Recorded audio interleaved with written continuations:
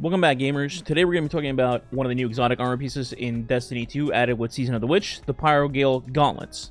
Titans, you have a new toy to play with, and it's fun as hell. For those unaware, the Pyrogale Gauntlets allow you to transform your Burning Maul super into one condensed Mega Slam, effectively giving it the Thunder Crash treatment, except it's even better than Thunder Crash, as it not only hits for a huge smack, but leaves around the Cyclone for additional damage afterwards, and allows you to build around it with combo plays. Take a look at what it can do in a matter of seconds in this example clip while solo versus the Phalanx Echo boss.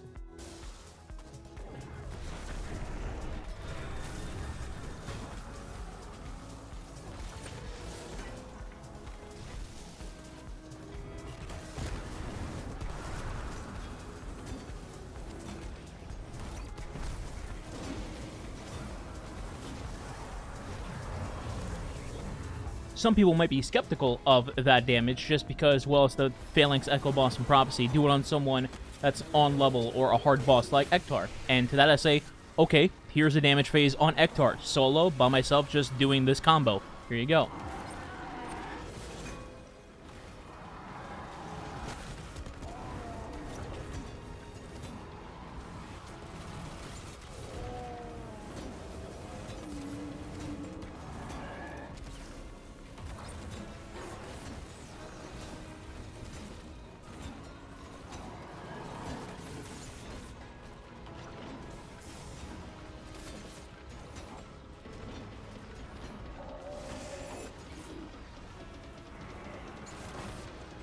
As you saw, the thing hits like a truck in an instant. It's also worth noting that this exotic can be used with a Syntho swap to increase damage, just like in the clip that you saw there, but it can also be used as a standalone exotic while still pumping out massive damage. In testing without Synthoceps, I was able to still take down about 35 to 40% of the Phalanx Echo's HP, so while Synthoceps, of course, do increase the damage and help a lot, they are not mandatory by any means, and Pyrogale Gauntlets can still hit for a ton just by themselves. Also, here's a few testing clips real quick to show Burning Maul normal versus Burning Maul in Pyrogale. So first up is regular Burning Maul plus Tractor Cannon.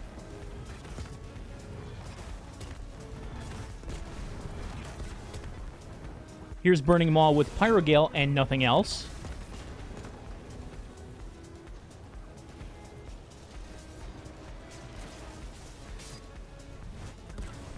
Here's Burning Maul with Pyrogale and Tractor Cannon.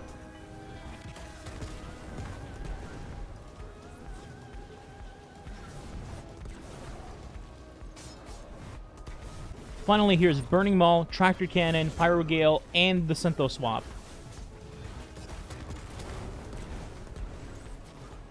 Moving along, let's talk about the gameplay loop, aspects, fragments, and mods. The core of this build is very similar to the current Unkillable Titan solar builds that you've come to know in Destiny.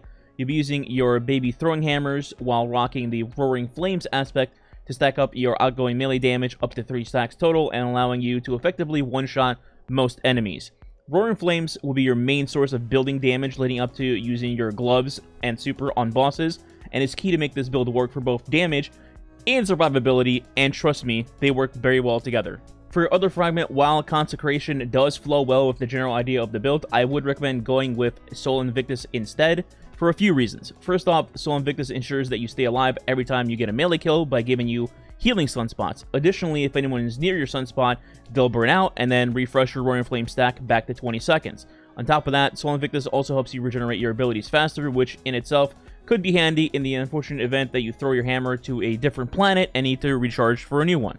Now, I think it's only fair to mention Synthoceps here in the event that you want to swap out for some bonus damage using the swap method in boss scenarios. You can choose to have Synthoceps on either the entire time, leading up to the boss fight and stacking up your Roaring Flames, or you can keep them off and have Pyrogales on the entire time until you begin the damage phase.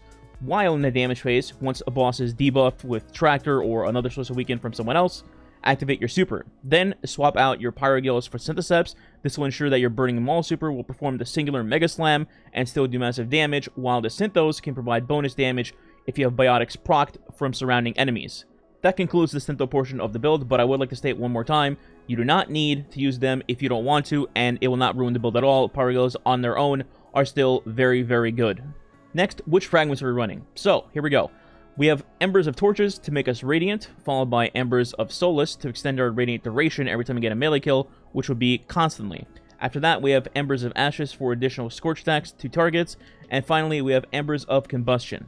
I opted to put this on in cases where the boss is surrounded by lots of trash mobs, and in the event that our Burning Maul happens to blow them up, whether it be through the Slam or the Cyclone, that will also trigger an Ignition, which in turn can give you more damage on the boss target.